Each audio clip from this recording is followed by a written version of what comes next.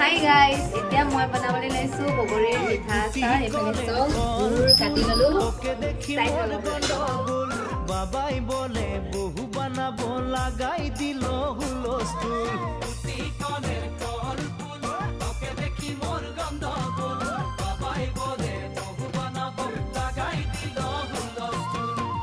মই দেখি তোকে তই দেখি যে মোকে মোকে দেখা পালে তোর মন